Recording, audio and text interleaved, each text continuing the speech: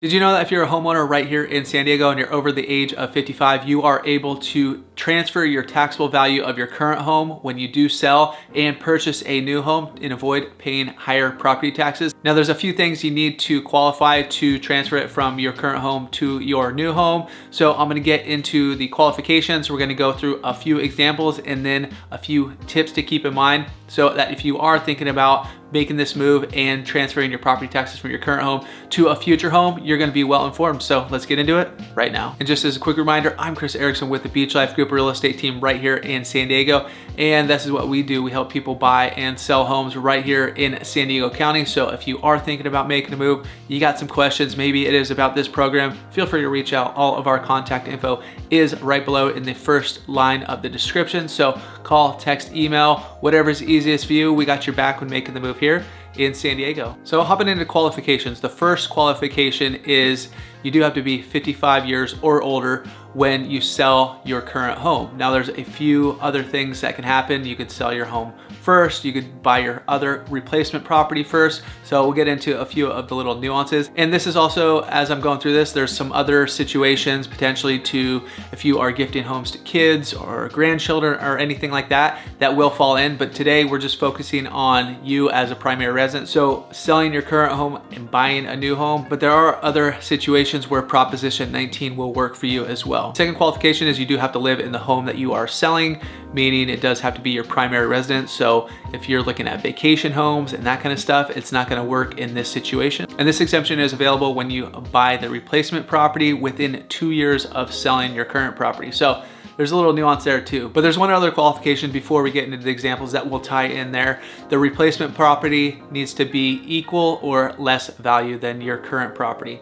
The market value of your current property, not necessarily, obviously not what you paid for it, but needs to beat that qualification. So as you're moving to the new replacement property, the new house, there's a few things. If you buy the replacement property prior to selling your property, which is one scenario that can be done, you can go up to 100% of the market value of the property you are selling. Now those values could go up a little bit if you buy the replacement property after you sell your new home. So if it is, you sell your new home, or sorry, you sell your old home, you buy the replacement property within a year, then that value could be up to 105% of the market value of the home you sold. And you can go up to 110% of the original property's market value if you did buy a home after that first year, so between year 1 and 2. Now after year 2, the exemption, once again, there's some nuance in there as well, but just to keep it clean, 100% if you buy the replacement property first, 105% if you do it within that first year,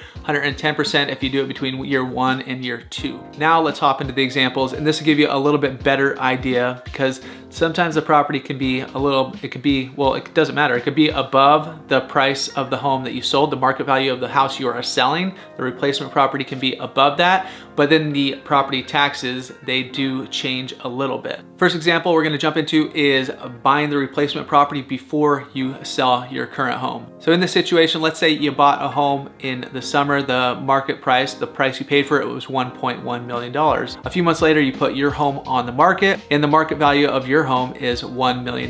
So the home you purchased is actually more than the home that you are selling by $100,000. And let's also say, since you purchased your home a long time ago, the assessed value, the value that it'll show on your property taxes right here in San Diego, is $250,000. Let's say you even bought it for $200,000, just I'm making these numbers up, but over the years, obviously we have increases in property taxes by a small amount, so now you're sitting about $250,000. Now since the new home, the replacement property was purchased before you sold your current home, the percentage that you can go up to for the replacement property is that 100%. And now the new home's market value was $1.1 million. The home you are gonna sell is $1 million. So there's a $100,000 price gap there. That'll be added to the original assessed value. So your original assessed value, that $250,000, plus the next $100,000 difference between the prices that we just went over. So your new property tax assessed value will be $350,000. So yes, in this situation, your property taxes will go up, but it's gonna be going up to like you were purchasing a $350,000 home as opposed to a $1.1 million home. Now let's jump into the next example. The replacement home, your new home, is purchased after selling your current home. And so let's use those same numbers. Let's say you sold your home for $1 million over the summer, and we're towards the end of the year, you purchased a new home for $1.1 million. So the new home purchase is still more than your current home. We'll use the $250,000 for the assessed value of your home. That's the value you see on your property taxes. But now since you purchased the new home after you've already sold the original home, so you sold the original home for $1 million, you purchased for $1.1 million. Let's say it was a 6-month gap in between there. You're still within the first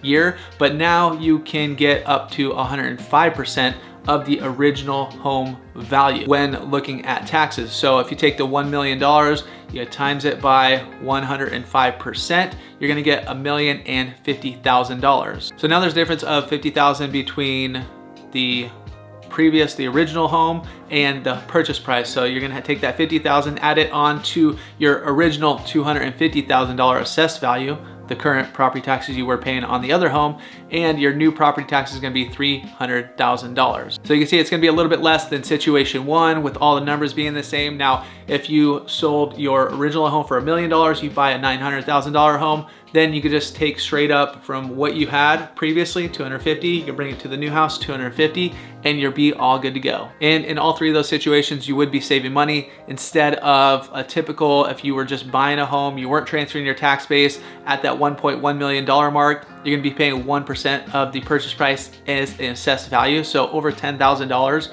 for property taxes. But in these situations that I just went over, you're gonna be taking your previous assessed value, and you might have to add a little bit depending on the price point of the home that you purchased, but there are usually tax savings in this. And now a few helpful hints. The original property needs to be a primary residence. It can't be a vacation home, so just take that into account. If you're living in your home, then you should be good to go. The second helpful hint, the replacement property, the new home, can be purchased within 2 years of the sale of your current home.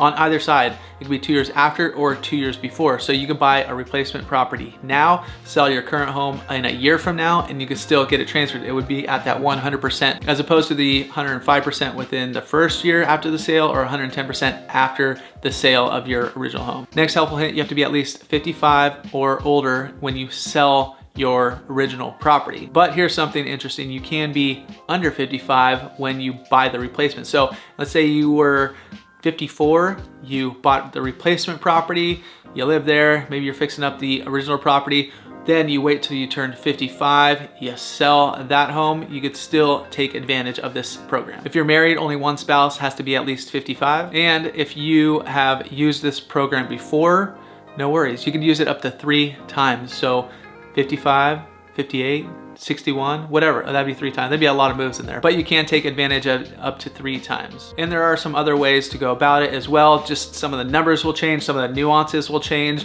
if you are doing a parent to child or a grandparent to grandchild. And this also works throughout any California county. So if you're living in San Diego County and you wanna move out of here, maybe you wanna go live somewhere else within California, then you can take advantage of this as well. Or if you are watching this and you're not in San Diego, you can also take it from other parts of California and move into San Diego as well. So if you guys are thinking about making the move, you want to dive in a little bit more, maybe you're thinking about selling your home in the future here, feel free to reach out. I'm Chris Erickson with the Beach Life Group. All of our contact info is right down below, and we got your back when making the move here in San Diego.